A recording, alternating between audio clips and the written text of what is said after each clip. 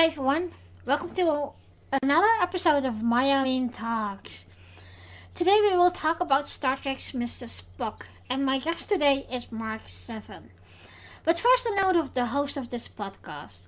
I would appreciate it if you like this video, subscribe to the channel, and share it with your friends and family.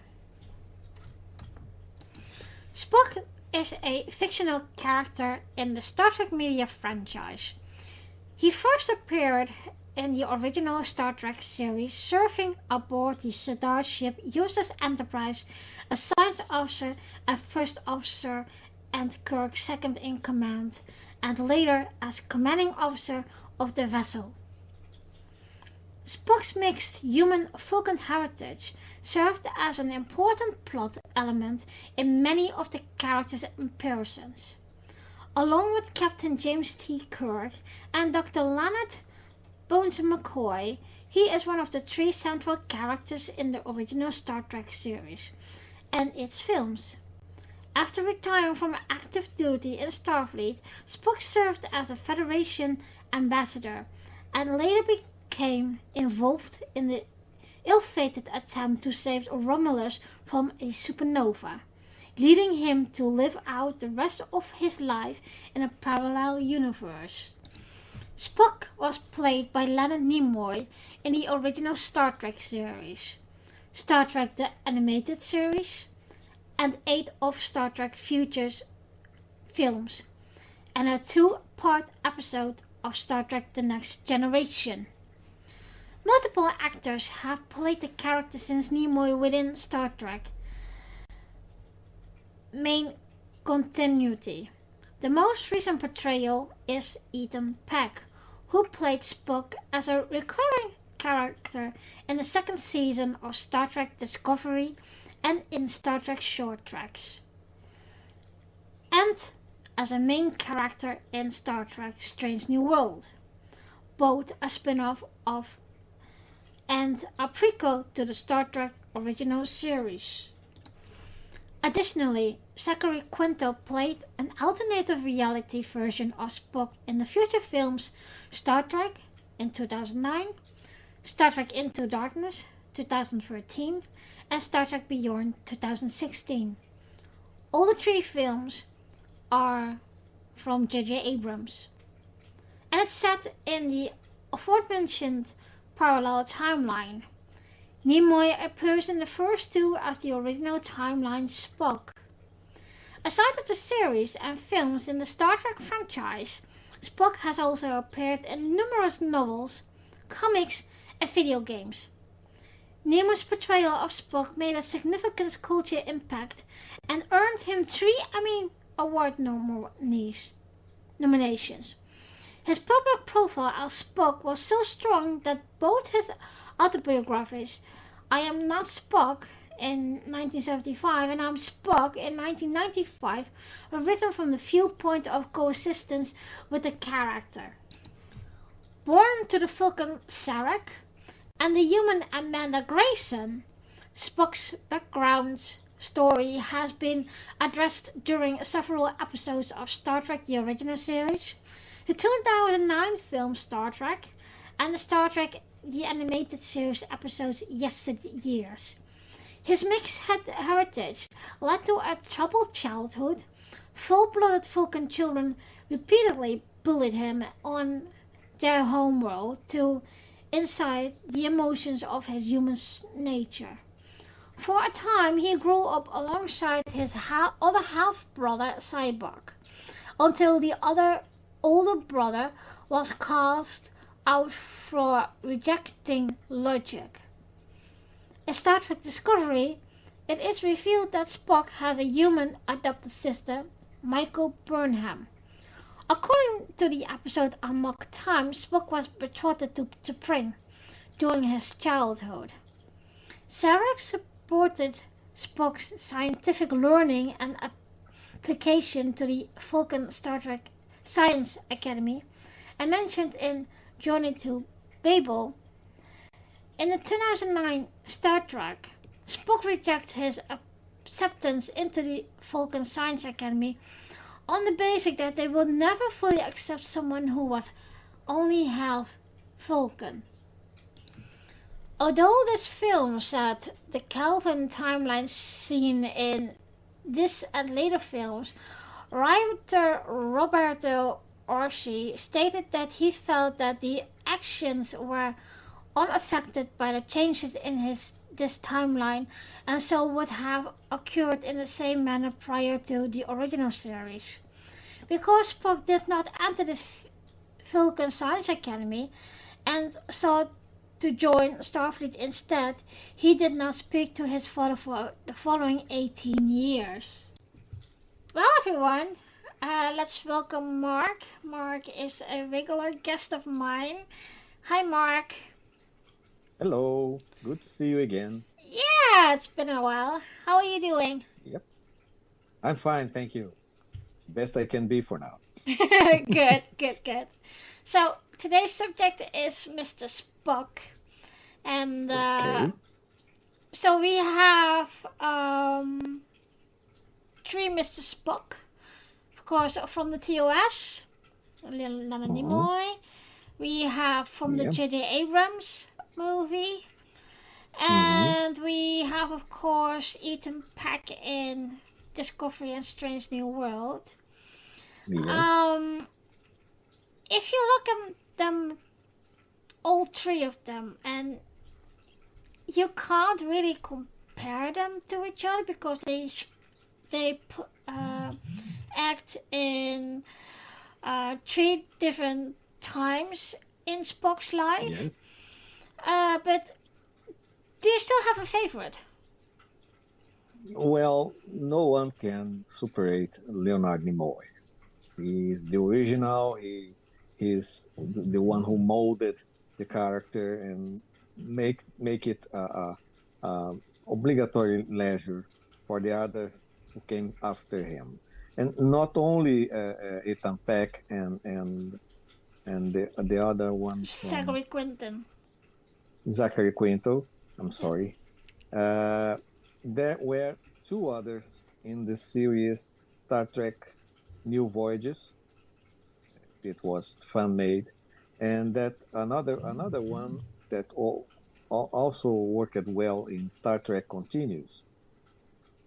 Yeah. There's a place for Spock in every time you speak about Star Trek. Yeah. So we have all this to compare, but we can't compare Yeah. Spock. Okay, Leonard Nimoy was the teacher Mm. for this character. He created many things. Even the Yeah. Vulcan salute. He broke it from his religion. Yeah. It's a gesture from the Judaic, the Hebrew Mhm. culture, the Jewish culture, Yeah. and it's a symbol. It's a letter that they use to represent like this, like the first letter of the word Shekinah, and Shekinah means the presence of God. So he saw a preacher using this gesture, and that stood in his mind since when he was a child. And when they asked something to say, he said he showed this gesture, this blessing gesture. Okay, so when you say live long and prosper, you are serious about that. And it's not something Gene Roddenberry's worked. Gene Roddenberry asked to Spock to create something like this. Okay, and Gene Roddenberry also came with the symbol of Vulcan, the IDIC. Mhm. He came to the studio and showed to Kirk and to Spock, I need one of you to use this symbol to represent anything you want. And Kirk did not represent anything. He is the main thing always. He doesn't want to use anything else. This is Mr. Shatner always was that style. But Mr. Nimoy came and accepted that. Vulcan race can be represented with many symbolism, and the gesture, the way the couples touch each other, the Yeah. way they are digital in their representative and their gestures. It's instead of take something from the actor, it enriched more the character. And Spock was very wise doing all this, and he created the character of Vulcan. And you can see the whole race of Vulcan, the whole Vulcan culture was made about that. And this, well, we are already familiar with that effort for 56 or 57 years. So here we are. There are no better or worse Spock. There are people making Spock or doing from the teachings from Leonard Nimoy. Yeah. And I think there's a lot of fans that are not only representing Spock, but also cosplay Spock because they want to remember him, but also uh, it is so. I think he is a character that we can identify ourselves with. Because he struggled, of course, with his emotions because he's half Vulcan. Yes. But I don't know how you see this, but I think Spock will be never. He is timeless. I think children in the future will also still can identify themselves with him, and there's also he's a timeless character that you can put in every time of people.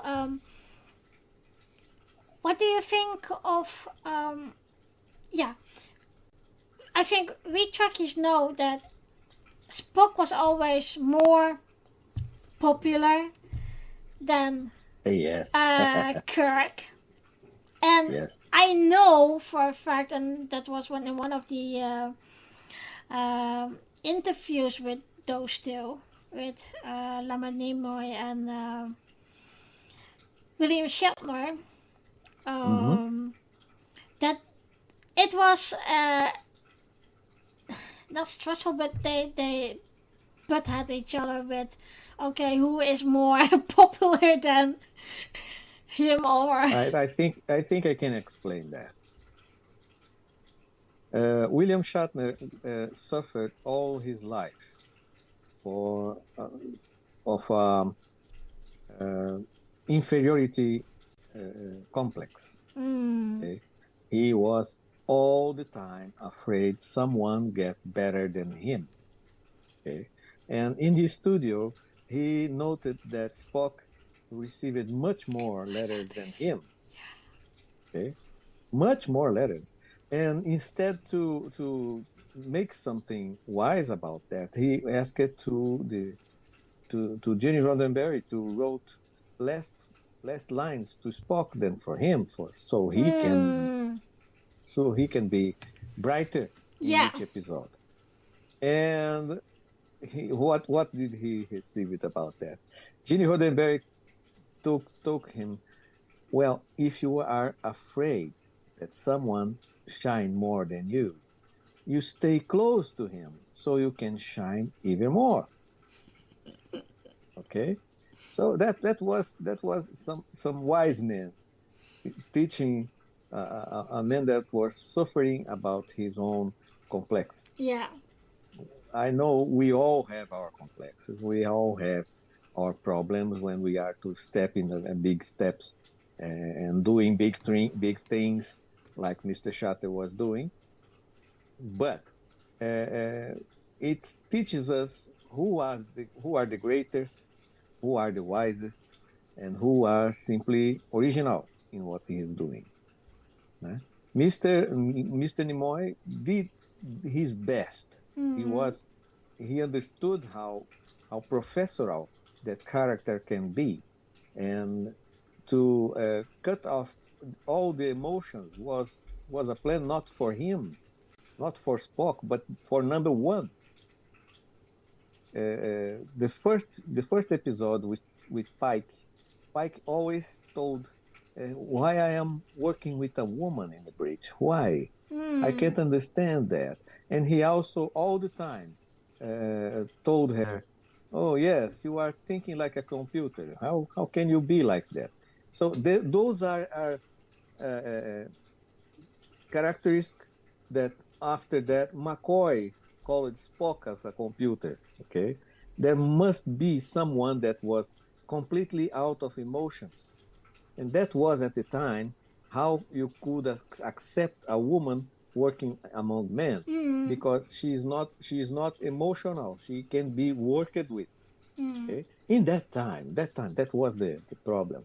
Today I can't imagine work without a woman, and the wise way that women can calm men and help them to take better decisions. So we have Spock to teach us that. Okay? And well, since the since the first Star Trek, the TOS, we have many other actors making Spock. All of them remembered that characteristic of Spock, the lack of emotions, the things they needed to deal with. Né? And Strange New Worlds is dealing with that in a wonderful way, covering the lacks of times we didn't see in TOS. Yeah. For instance, you see Nurse Chapel showing that she was in love for him. Yeah. But in another episode, she introduced us to her husband, that professor that deals with robots and wanted to copy robots. So here is she again, Major Roddenberry, dealing with robots in his emotional life. Yeah. And so we proceed. We had Zachary Quinto making another Spock, but do you know he couldn't do the vocal? I heard about that. Yeah, that was very funny. He needed to glue his fingers to make it. You know. Yeah. So and he hated the hair. He hated the hair. Ethan Peck did not have problems with that, and I believe that the voice of Ethan Peck is much better than Zachary Quinto was. Yes, I agree to that. Yeah. This episode where they sing. Oh my God! It showed the power of his voice. It's so impressive. Yeah. You know? So you see, he's singing.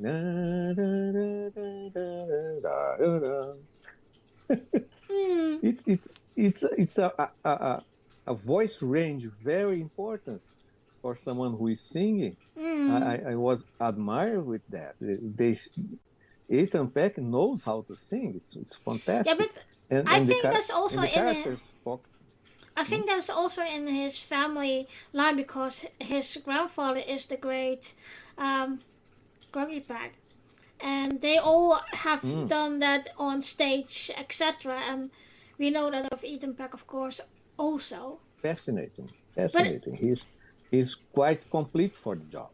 You know who I was really surprised by, that who could sing? That was she's played La'an. What's her name? Yes, she. Oh my God! When she went to the musical. She's a professional singer. Oh my God, she was so good. I was thinking, what? She can sing. That was in the episode with the fairy tale. Mm-hmm. And yes. she was dressed up as a princess, and she started belching out like an opera. And I was like, what? That can't be her. Yes. But she's good. It is her. It is her. I can send you later some of her album Hmm. I heard about it. Yeah, singles yeah, single singing. I will send you that link if you need. yeah. Okay, that's fine. But yes, we are each time in Star Trek with more and more talented people. Yes. Okay, the first episode that Uhura saved the Oh, world, understanding some songs and singing those oh songs. my I God. I remember Nichelle Nichols, that was a Yes, fantastic singer. yes. You know, she deserves to be there. Yeah. Okay? We have an excellent Uhura, we have an excellent Pike, a Spock, and now we were introduced to Scotty, Yes. and he came now, and he came in great style, Mm, fixing everything. yeah. That was really surprising for me as well.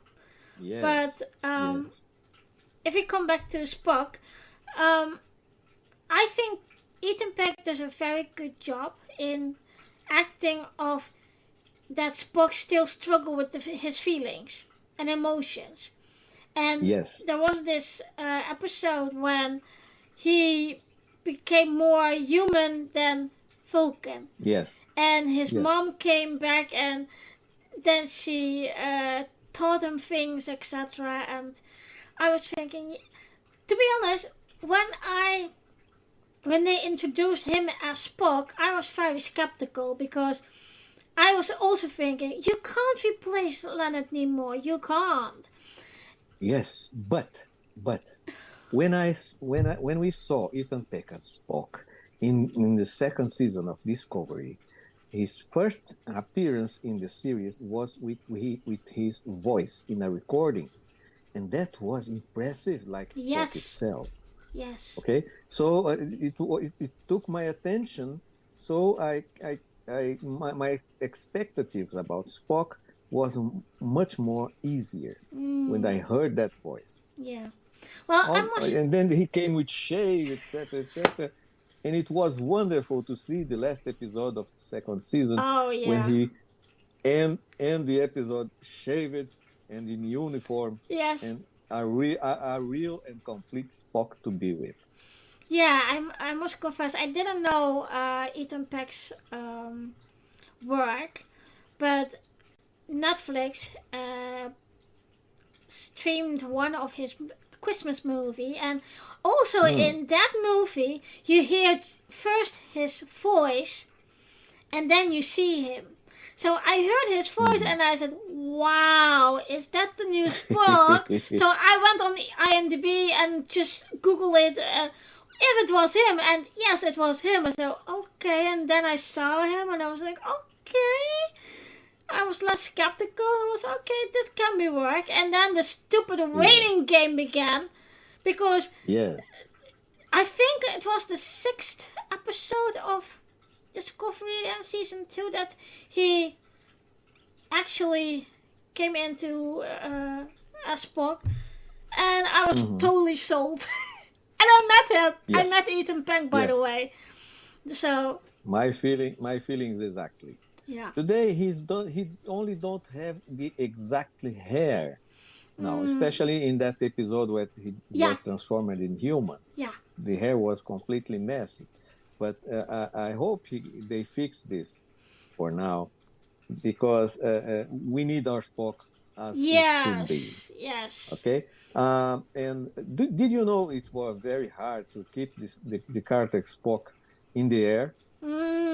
Yeah. Just because at the time many people make him remember him, he's like a devil with those pointy ears. Yes, I know. And it was to be even harder because he was not to be green, Yes. but red. Okay. Yeah. So even they wanted to keep that ears there, even with all the similarities with the devil designs, etc., etc. The real devil it's a beautiful angel. You know? He's a rebel angel, but he still keeps the beauty. He doesn't have pointy ears, or he doesn't have anything of that.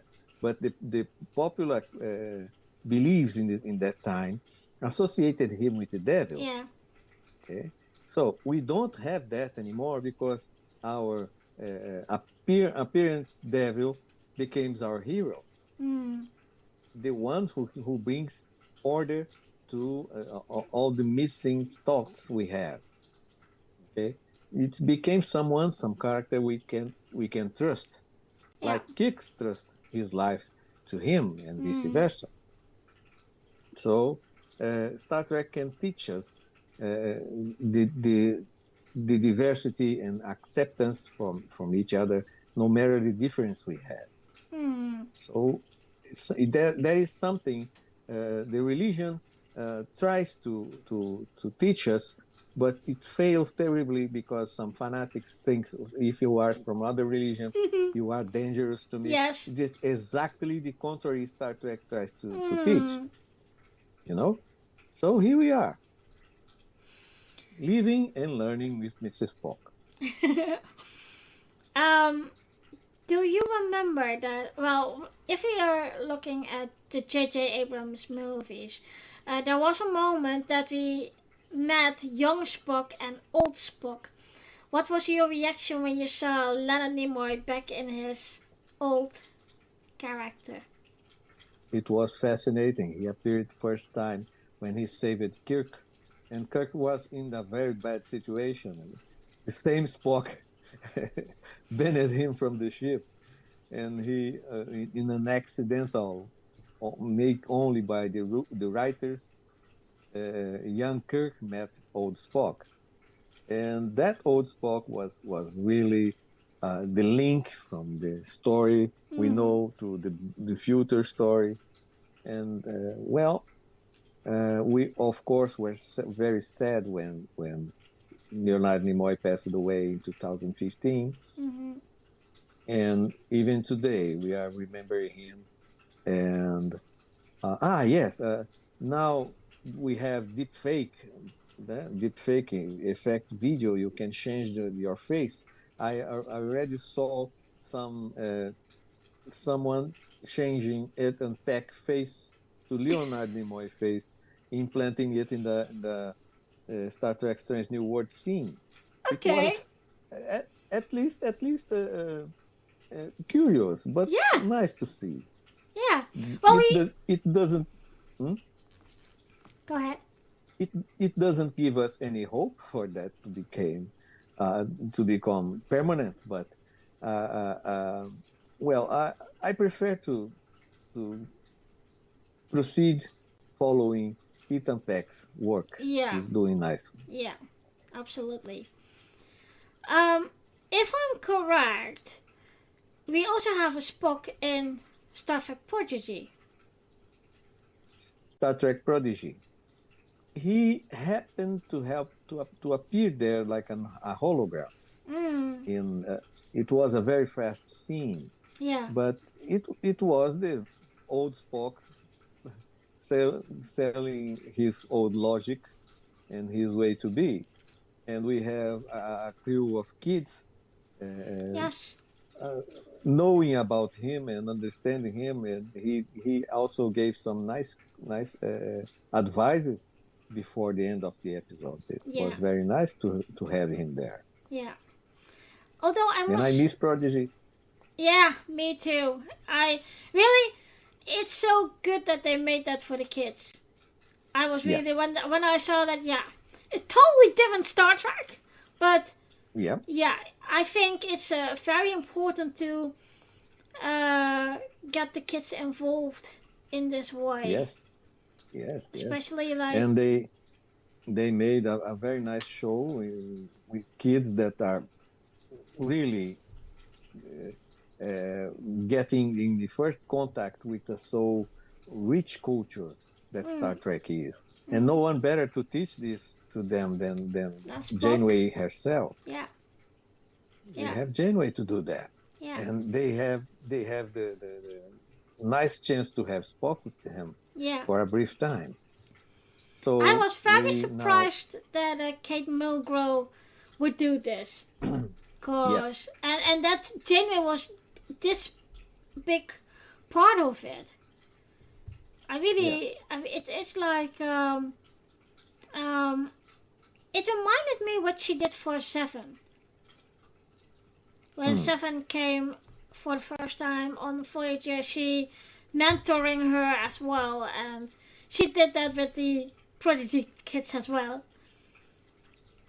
Yes. She made it for the whole crew. Mm. Okay. She was an energetic captain. Once she knew what to do. She had a very very hard mission to do that come from 70,000 light years away from Earth. She knows she will take 70 years to be here, Mm. but she always with care, with curiosity and tenacity to do her mission. She came back in 7 years. Okay, so she made it, and Mm-hmm. she became a hero, an admiral, and so on. I don't think anyone better to to take those kids and make a second season Mm. of the Star Trek Prodigy to go on. Yeah, yeah. Um, if we could say, what do you prefer, the Spock that still struggle with his emotions, of the emotionless Spock? Spock have something that no other Vulcan have. Mm. He is half human, Mm. so we understand him when he struggles with his emotions because we have emotions. My emotions guides my decisions, like Mm. Jonathan Archer used to say. Mm. But Mr. Spock sometimes uses his emotions like a tool that can help logic in a very hard way, Mm. like Kirk teached him to do. Mm. Okay, you can be a unique being. Oh, we have my Oh yeah, I see it. connection I see is it. about to end. Can I call you again? Hello, I'm back. Yes. Good. So we are here for more 40 minutes to talk about Mr. Spock. So you asked about what should I do or should I think about the the, the unique Mm. person that Spock is. As I told you before, he is half human and half Vulcan. So no other Vulcan can be who he is. Okay, he for himself he learned to be more human when he served in Starfleet with Mm-hmm. humans, Mm. and many humans learned a lot by serving with him. Yeah. So this is the magic of diversity when it's well used. Mm. Yeah. Okay, so what do we have here? We have a unique being that is logical and emotional at the same time. Those those qualities sometimes needs to fight between them inside him. So we have a person that is always fighting himself. Mm. Yeah. Logic and emotion. Okay. In fact, we all are like this: logic and emotion. Uh, Human women, they have this level of logic and emotion. Mm. Okay, this level. That's why a woman can go to a shopping. Okay, look at something she wants to buy, and when she is about to buy, the the Then the the logic logic kick in says it. logic kick in. That must be another of these with the less price. Oh yes, if I found this, the emotion says, if we buy this now and find something cheaper later, I will be very sad. Mm. So she goes to other stores to find what she wants. Okay, and now we have the men's brain. We men's brain have more like this, more Mm. logic than emotion. Mm. So Mr. Man goes to the shopping. He needs something. He found something. He don't cares about the price. He buys it and go home. Okay, it's okay. I found something that was cheaper. The same thing you bought. Who cares? I bought it. It's mine. I had it. So we all have this kind of conflicts. We have the logic against the emotion, and it will always happen with everyone. Mm. Okay, and it's natural. It's normal. It's the thing we don't need to care about because we are made like this. Mm. Vulcans know they trained since 3,000 years ago. They trained themselves to depend only of logic. Yeah. Yeah. If something is not logic, uh, uh, it's compared to us like it is a very bad smell. Mm. Okay, you don't want to be close to that thing in any way. Okay, but to Vulcans, it's cultural. Yeah. It's very inside them. And McCoy one time said that if you fight so much his own logical, it Mm. can kill him. Okay? It can Mm. kill him, right? The same problem with the Recording is. okay. So as I was saying, if you break the logic of a Vulcan, you can't kill him. Mm. Despite there are many episodes of Vulcans that defy logic, like Cyborg and those I don't remember the name that appears in Enterprise and try to rape Paul's mind. Don't you remember that? I don't believe the Vulcans are that so strong that they can beat logic. Okay, they only now in the 31st century they are training for that. They're starting to training for that because they are living with Romulans now in Nivar. So, as the own Spock predicted, this needs to happen so they can live back as one people again. So this is needed. This is genetical. They need to find a way to live with logic and emotions together. And Yeah. who better teach them that than the Yeah. humans? Yeah. Because we also see that when we, for example, Spock will never lose that touch of course, he can be very Vulcan, but he Mm-hmm. also um, live with his emotions. And we see that also, for example, in the episode of the TOS episode when his father did an operation and he was the only one who could give him blood or whatever. And Yeah. you could see how stubborn he was. He didn't want to do it, and in the end, just did it. And they were winding up his mother, and that was in one way funny because we never see that from Vulcans. We saw that Spock only agreed to make the transfusion because Kirk fooled him. He told, "Oh, I'm okay. You can go there." He went there.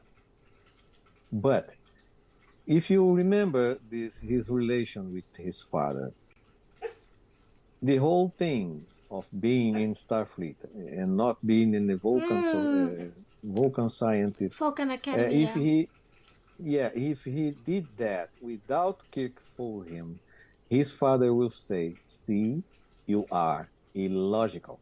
Mm. You are not a Vulcan and never will be. I am alive just to tell you that." Okay, that would happen if Kirk didn't do that to save Sarek. Mm. But the weird, So, mm, the weird part is also when I believe that is in Discovery was that we see that Sarek has a profound love for Michael Burnham. Yes. And it is a bit weird to see that he is treating Spock as he does. Well, he himself loves a human. Okay. And he adopted another human. And to complete this cycle, he made a mind meld with her to save her life. He shared his catra there. Okay? In that time, we didn't even know what catra is, but we saw that happening in there. Yeah. So we can say that Mr. Sarek was much more compromised to humans, to admit after to love humans and love Spock. Before he died, he said he loves him through the spy through Picard's tongue. Yeah. He admitted that inside. Okay, if a Vulcan does that inside, he's not breaking logical. He's only admitting a matter without pronunciating. Yeah. Yeah. That pronunciate that in public, especially in Vulcan, will have a very bad smell. I know. Yeah. But we saw that also with Ambassador Saval in Enterprise when I thought it was the Admiral who died and the Admiral had saved Saval's life. You could see also in there that Saval was too long under people, that he even was more, I don't want to say more human, but more, he had more character thingies that from a human, because he lived so long among humans. Yes, but Saval was everything but stupid. Okay, he said some things about humans that was wonderful to hear. He said, "We Vulcans took 3,000 years to embrace logic and became an advanced people like they are now. But humans, after a Third World War, after 100 years, are in the same step with Vulcan.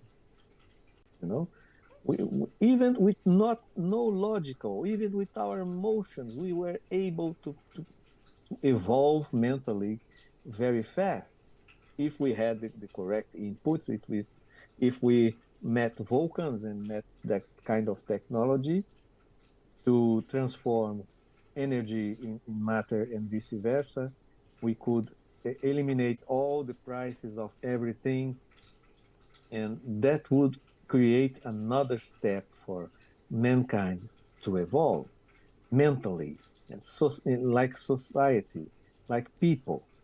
Okay, Soval saw that, and after a lot of problems, he came to cause to mankind a Captain Arch that would say that that even so, Soval evolved in his state of mind about humans, and and that's all. That's the point that I always have to laugh about, is that T'Pol had tamed Trip, because Trip was like a ladies' man, and Yeah. T'Pol was the one who said, "Okay, not with me." She said what was logical to say. Yeah, I remember that. Trip was the opposite of Spock in terms of temperament and etc. I believe both have a lot to learn with each other. Yes. She learned how to rush her decisions, and he learned how good to have a massage. Yeah, but also like when that episode was with when they discovered that they have a child, and Oh, um, I think that was one of the beautiful episode, because you see two different species like human and Vulcan have a yeah. child, but Hmm. although I think this was the clone child, but you could Yeah. see how still important and how much love they had for just that child. That created a lot of opportunities for two people. Yes. And it's a pity that we don't see that in the series, that eventually maybe they have a child and they will be a example for both worlds and maybe for other species. That's one of many reasons for we to be sorry about Enterprise have only 4 seasons. Yes. The late Manikoto saw that chance and used that in those episodes. It was fascinating. The possibilities are many, and at that time, it was not possible to two species to have a child, but they found a way to make it possible. Mm-hmm. We see Klingons having and humans having child. I don't understand how a human can survive that, but no problem. That problem. and if we see things like this, I believe we can see Andorians, Romulans. We saw Romulans having kids. Captain Silla. Yeah. It's one of these. Childs. Yeah.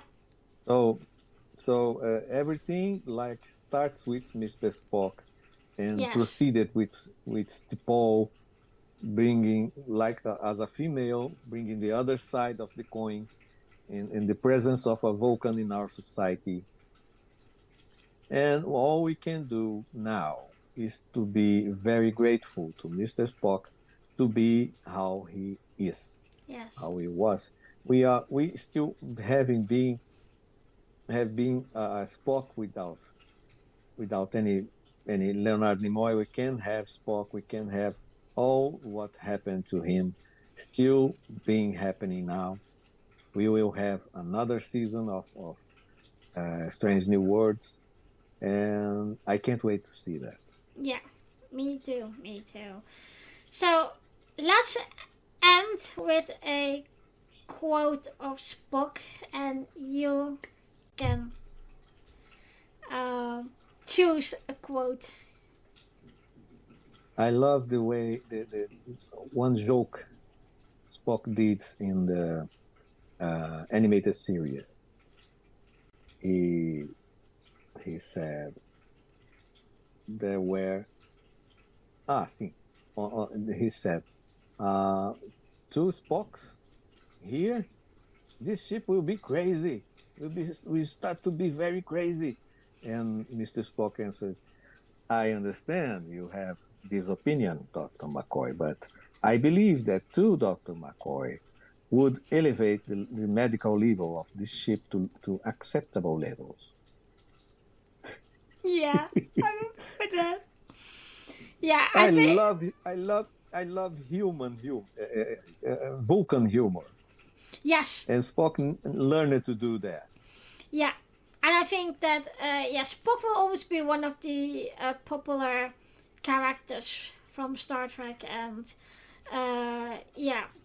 if he is old or young, we always can learn something from him, and that's what I always love about Spock is he was consistent in wisdom. Yes. And if you see with Kirk, for example, it was okay, first woman, and then when the whole trouble is over, then he comes something with and say something of wisdom. Yes. Wisdom and was the main column of character Spock. He could, with wisdom, he could solve many scientific problems, and then even some cultural problems. And my most impressive characteristic of the Spock culture was the humor of Spock. He can use only intelligence to make you to feel stupid. But that's what we see in Strange New World as well. Ethan Peck as young Spock has a great humor. The things that he says something, and I was thinking, I have to rewind back then, and I said, oh, great, he's saying that, Yes. See, it's impressive. We learned that Spock is wise. He is everything. He is the last word to any problems. He's the most wise character in all. And we now see him young, learning. Yeah. So we see how can a person become someone great. And like he does Spock also became. If you see when he is at the captain's dinner table, you see him doing the dishes, you see him cooking, and I'm thinking, okay, we don't see that often of Spock, so it is quite nice to reconnect with him, but also learn more about him. Yes. We have this Strange New World series to see many things we never heard about Spock. And that started in Discovery. The second season is called the Never Told Spock Story. Yeah. So we loved that, and the writers learned with that, and now we can see the youngest time of Spock when we can learn a lot with that. Yeah. Well, Mark, thank you very much for this lovely conversation again. I enjoyed it again. My pleasure. And of course, we always will be talking about Star Trek, of course. We always talk about Star Trek. Well, thank you very much again, and we talk soon. Thank you for listening, and join me in 2 weeks for a new episode of Maya Eileen Talks. The next episode is about Downton Abbey. You can listen, subscribe, and comment to Maya Eileen Talks on the YouTube channel or join the Facebook group. I also have another podcast called The Dutch Ready Room. The Dutch Ready Room podcast is a podcast for all Dutch Trekkies to talk about everything Star Trek.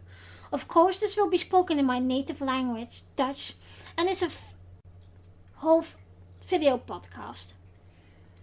You can find the Dutch Ready Room podcast on Facebook and YouTube. I will see you in 2 weeks.